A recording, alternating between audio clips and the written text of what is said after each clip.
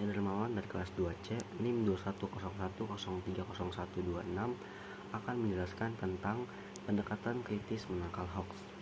Pada era digitalisasi saat ini, semua orang dapat menjadi wartawan melaksanakan kegiatan jurnalistik, yaitu mencari, memperoleh, memiliki, menyimpan, mengolah, dan menyampaikan informasi baik dalam bentuk tulisan, suara, gambar, atau serta grafik ataupun dalam bentuk lainnya dengan menggunakan media cetak, media elektronik, dan segala jenis saluran yang tersedia.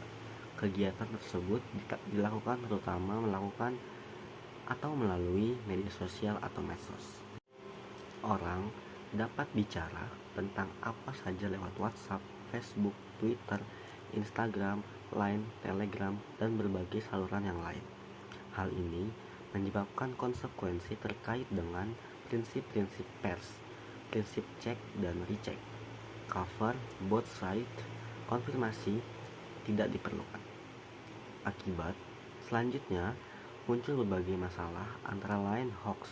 Secara umum, hoax adalah informasi palsu atau berita bohong atau fakta yang dipelintir atau direkayasa. Masalah inilah yang sekarang menambah persoalan dalam pembangunan nasional. Terlebih lagi, hoax yang dikaitkan dengan aspek sara atau suku, agama, ras, dan antar golongan, serta hal-hal yang bermakna politik. Terjadi pertarungan wacana dalam kehidupan berbangsa dan bernegara. Banyak definisi tentang istilah wacana. Ada yang mengartikan sebagai unit bahasa yang lebih besar dari kalimat. Ada pula yang mengartikan sebagai pembicaraan atau diskursus. Kata ini dipakai oleh berbagai kalangan, mulai dari studi bahasa, psikologi, sosiologi, politik, komunikasi, sastra, dan sebagainya. Luasnya makna disebabkan oleh perbedaan lingkup dan disiplin ilmu yang menggunakan istilah tersebut. Pemakaian istilah ini sering diikuti dengan beragamnya istilah, definisi. Bukan hanya tiap disiplin ilmu mempunyai istilah sendiri, melainkan juga banyak ahli memberikan definisi dan batasan yang berbeda. Dalam kaitan dengan pemilihan presiden 2019, misalnya, kita dapat melihat betapa dahsyatnya pertarungan wacana tersebut antara pendukung Jokowi dengan pendukung Pak Prabowo. Perebutan simpati masyarakat melalui medsos makin tidak terkendali. Muncul istilah cebong untuk pendukung Pak Jokowi dan istilah kampret untuk pendukung Pak Prabowo, yang dalam prinsip-prinsip jurnalistik konvensional pasti dihindari. Paneo jurnalis also have a heart, atau wartawan juga punya hati, tidak lagi dihiraukan. Caci maki menghiasi medsos nyaris tanpa kontrol. Hoax bertebaran di mana-mana, dan orang sulit menentukan mana informasi yang akurat atau valid, mana yang informasi palsu. Selanjutnya, yaitu perbandingan karakteristik penelitian teks menurut paradigma positivisme dan kritis tentang pendekatan kritis menangkal hoax. Pandangan positivisme yang pertama, fakta, yaitu ada fakta yang real yang diatur oleh kaidah-kaidah tertentu yang berlaku universal. Yang kedua, masih dalam pandangan positivisme, berita adalah cermin dan refleksi dari keyakinan. Oleh karena itu, haruslah sama dan sebangun dengan fakta yang hendak ditunjuk. Masih berada di pandangan pertama, yaitu berdasarkan pandangan kritis. Fakta merupakan hasil dari proses pertarungan antara kekuatan ekonomi, politik, dan sosial yang ada dengan masyarakat. Yang kedua, berita merupakan cermin dari refleksi dari realitas, karena berita yang terbentuk hanya cerminan dari kepentingan kekuatan dominan. Posisi media berdasarkan pandangan positivisme yang pertama, media adalah sarana yang bebas dan netral, tempat semua kelompok masyarakat saling berdiskusi dan berkomunikasi yang tidak dominan. Yang kedua, media menggambarkan diskusi apa yang ada di dalam masyarakat. Posisi media berdasarkan pandangan kritis yang pertama, media hanya dikuasai oleh kelompok dominan dan menjadi sarana untuk memojokkan kelompok lain. Dan yang kedua, media hanya dimanfaatkan dan menjadi alat kelompok dominan. Selanjutnya, hasil liputan.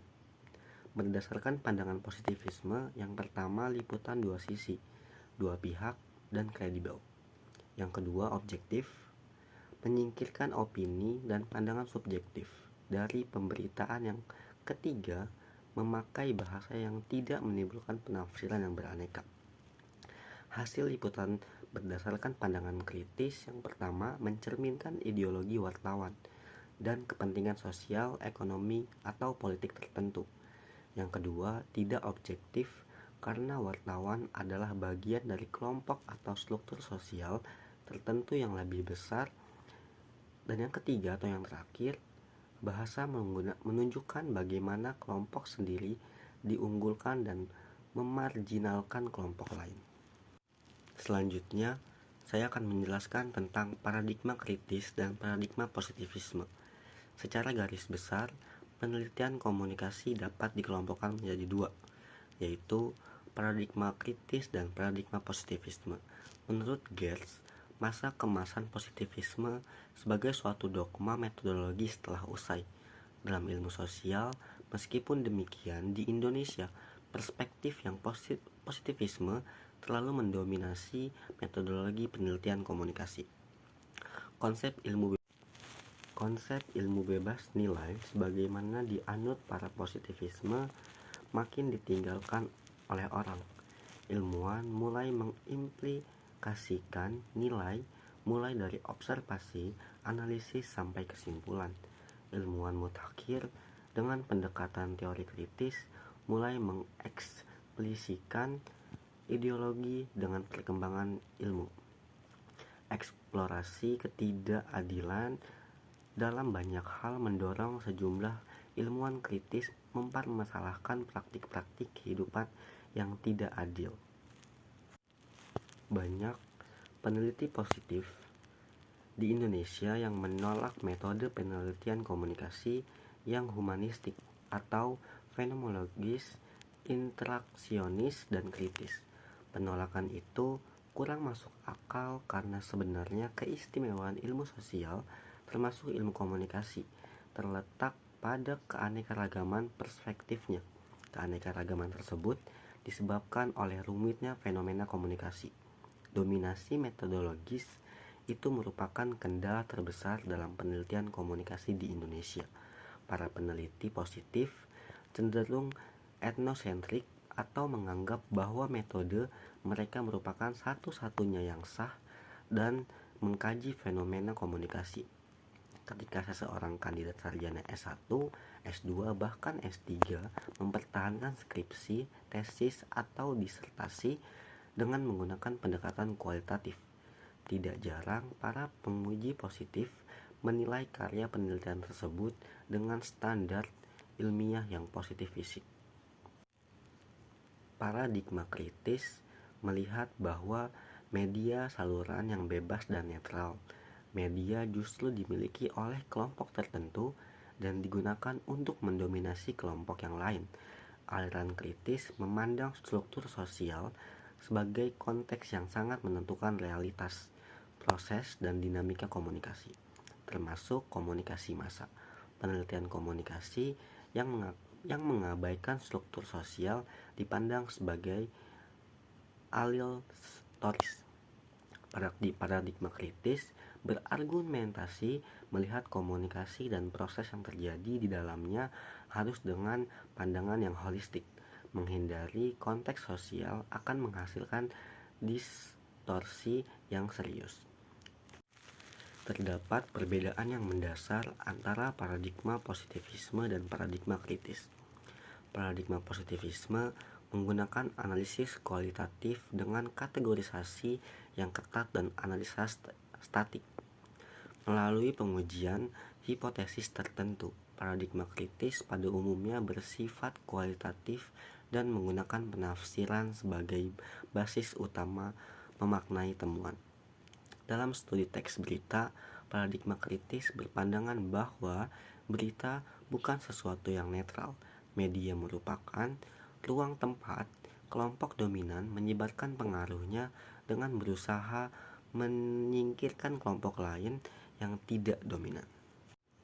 Dalam suasana penuh hoaks, diperlukan kekritisan masyarakat agar bangsa ini tidak terjerumus pada kondisi yang lebih parah, seperti beberapa bangsa lain yang telah menjadi korban. Masyarakat perlu diberdayakan agar tidak termakan oleh dominasi hoaks. Kini, medsos menempati posisi yang paling dominan dalam relasinya dengan masyarakat. Ada ketimpangan dalam relasi tersebut, sehingga masyarakat menempati posisi yang mungkin dirugikan karena jarang memperoleh informasi dengan tingkat objektivitas yang tinggi. Objektivitas berita merupakan suatu dimensi sehingga ada degradasi atau tingkatannya.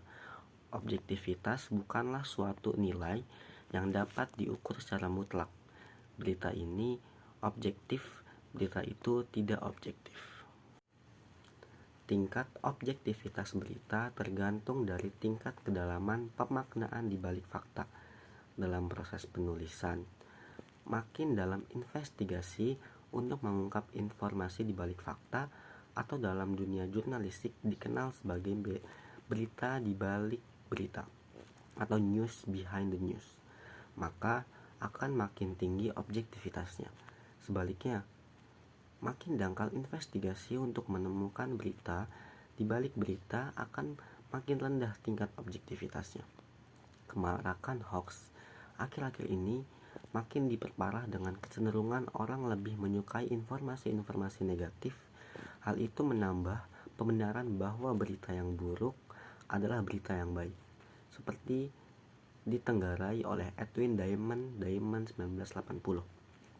Media sosial dengan hoax yang marak juga mengaburkan teori McQuell 1992 yang menyebutkan faktor-faktor yang berpengaruh terhadap pers, antara lain pemilik perusahaan, kelompok penekan, pemangsa iklan, lembaga sosial politik, dan pemerintah. Media sosial relatif terbebas dari faktor-faktor tersebut. Dapat ditarik kesimpulan bahwa media sosial sangat rentan dengan aspek objektivitas. Orang menulis di medsos tidak menghiraukan apakah itu tulisannya itu objektif atau tidak. Bahkan orang tidak menghiraukan apakah tulisannya itu didasari investigasi atau tidak, merugikan orang lain atau tidak. Kadang orang justru sekedar mengirim tulisan orang lain ke grup-grup media sosial tanpa mempertimbangkan akibatnya atau hoax. Hoax semakin menyebar. Oleh karena itu, pendekatan kritis merupakan jawaban atas kemarakannya hoax. Pendekatan kritis yang selalu mempertanyakan kebenaran fakta dan berusaha mengungkapkan makna di balik fakta akan membawa pada penyajian informasi yang lebih investigatif. Dengan demikian, informasi yang disajikan bukan sekedar realitas semua yang nampak di atas permukaan, melakukan lebih mendekati realitas yang sesungguhnya. Pendekatan kritis akan membimbing masyarakat untuk lebih bersikap kritis terhadap informasi yang mereka peroleh. Dengan demikian, masyarakat tidak mudah terpengaruh oleh informasi yang sering disimpang siurkan pada masa reformasi sekarang ini. Terlebih lagi mendekati pemilihan presiden 2019. Pendekatan kritis diharapkan dapat mengurangi kekuatan frame media sosial yang selalu ingin memenangkan kelompok atau ideologi tertentu dan menyingkirkan kelompok atau ideologi yang lain atau ideologi yang lemah.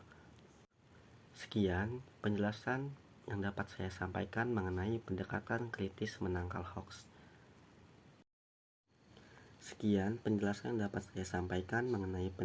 kritis menangkal hoax. Kurang lebihnya mohon maaf. Wassalamualaikum warahmatullahi wabarakatuh.